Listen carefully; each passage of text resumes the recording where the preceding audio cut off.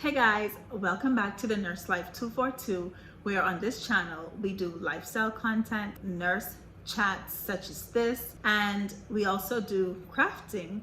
If you go back to some of my old videos, you'll see where I show you guys how to get into the t-shirt making business and other things. However, in today's video, we'll be discussing the word retrogression, okay? Retrogression is not a pretty word, is not the word that anyone wants to hear right now. Anyone that's going through their visa process, they do not want to hear the word retrogression. But unfortunately, that is the time, that is the period that we are currently in. And so in this video, I just wanted to discuss what it is and what you can do while in this retrogression process.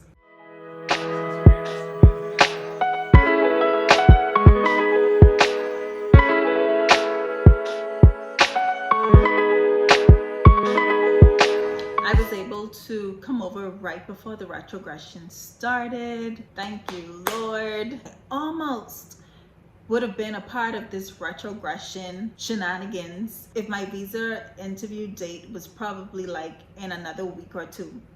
That's how close I was to not coming over when I did. You may be someone that is currently in retrogression, or you may be someone that's about to apply for your visa. And so either way, it's going to apply to you. Whichever one you are, you may know that in order to be eligible to work and get a green card in the United States, there is a certain type of visa that you need, okay? In my case, I got the EB3 visa, which is for skilled workers, and I guess nurses come under that category. And so if you're a nurse, that would be the visa that you're applying for, your EB3 visa. By the way, disclaimer, I am not an expert in this topic, okay? I am simply a nurse that recently went through the process of coming over, and I researched the information, did a little bit of reading, and so I am just here to bring that information to you. So like I was saying, in order to get this visa, you need a visa number to be available to you, okay? Now, there's only a certain number of visas that the US, they're able to basically give to a certain category of people within a year. This year for the US, or fiscal year really is what they call it, it starts from the month of October, September. So it's almost like a new budget, or to be exact, this is when they get a whole new set of visas or visa numbers that they can give out to any certain amount of people. In total, there is 140,000 visas. Now, it sounds like a lot, but I think for foreign nurses, there's only like a certain number that they can give within that total of the 140,000. So what's happening now is that they've already reached their quota. They've already reached that certain amount of numbers that they can give to nurses or persons in this category. Therefore, they're at a standstill where they can't give out any more visas. They don't have any. So this is basically what is called retrogression. According to research, the last big retrogression that they've had was in like 2008, 2009, and this has been the biggest ones since then. So just to bring it on home, if you were someone that filed your I-40 petition to the USCIS before, I think it's like February of 2022, I think the date is, then you should be in line or next, I would say, to get your visa number. Anything after that, you're probably still waiting, you're still in the queue. So I guess between now and October would be a good time to see what happens with the US immigration and whether they're able to regenerate the amount of numbers that they have to give out, because it would be the beginning of their so-called fiscal year.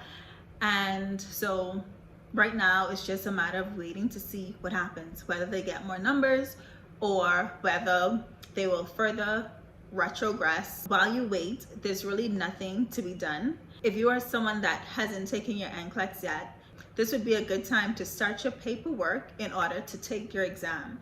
Because if you watched my last video talking about my journey of getting here, I would have given a tip where I said that it's better to start your paperwork before studying.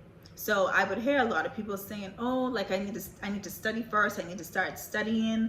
No, it'll be a long time before you can take your NCLEX just because of how much paperwork it is. So I would suggest starting your paperwork first, then, after you start getting closer to your exam date, at least about 3 months, if you need more than that, fine, then start studying. That is my suggestion. So, like I said, in this period, you're just gonna wait and you're gonna continue to do what you need to do so that when the time comes and there's more numbers available, you would be in line. If that's taking your NCLEX, taking your English exam, continue to get your experience, your clinical experience in the hospital is what is preferred. If you work in a clinic, I think there are some agencies and some hospitals that would accept you, but the hospital is ideal, okay? So if you can get that experience in this time of waiting, this waiting period, then I would say to do that. Another thing that they advise not to do is to switch agencies. All agencies have to abide by these rules. If there are no visa numbers, there's no visa numbers. There's not one agency that can get you in or find a loophole to get you a visa number.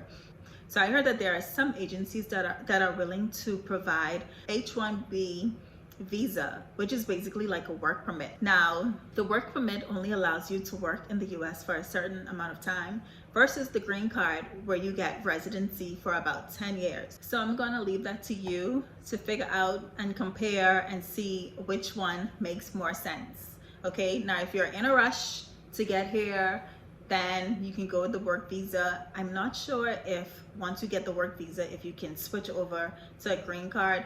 I don't know how that works, okay? So I would just advise to get the green card because it allows you to be here for a much longer time, okay? And there's different rules that come along with it. If you're bringing family, you want your husband or your spouse or whoever to be able to work and different stuff like that. I think it's different rules based on different categories. So you gotta do your pros and cons, outweigh the good and the bad, and do your comparisons to see which one works for you or you and your family. In addition to that, I think there are only some hospitals that are approved to give their future employers these H-1B1 visas. And it sounds like it's more of the university or maybe like the teaching hospitals. And so that means that you have to be sort of strategic with which hospitals you apply to work to.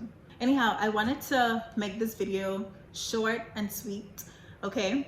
So if you do have any more questions or need some more information, you need to dig a little deeper, there is a website where you can go, which is the USCIS.gov. If you made it this far to the video, I want to say thank you. I appreciate you. And don't forget to check out the rest of my videos, y'all. So I'm gonna see you in the next one. Bye.